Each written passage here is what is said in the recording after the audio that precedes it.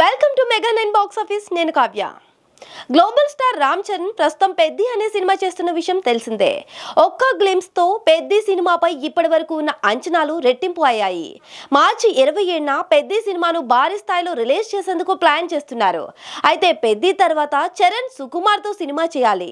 అలాగే బాలీవుడ్ డైరెక్టర్ నిఖిల్ నగేష్ భట్ తో సినిమా గురించి ప్రచారం జరుగుతుంది. ఇప్పుడు చరణ్, సందీప్ రెడ్డి సినిమా వార్తల్లోకి వచ్చింది. ఈ క్రేజీ కాంబో మూవీ నిజంగా సెట్ అయిందా? అసలు ఏం జరుగుతుంది?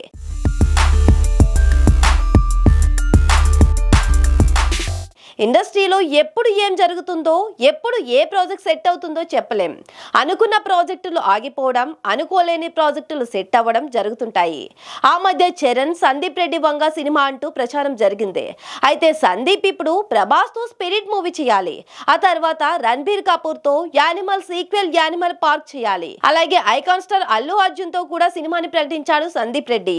ఈ 3 సినిమాలు కంప్లీట్ అవడానికి చాలా టైం పడుతుంది. అందుచేత చరణ్, సందీప్ రెడ్డి వంగ ప్రాజెక్ట్ సెట్ అయినా ఇప్పట్లో ఉండకపోవచ్చు అని టాక్ వినిపించింది.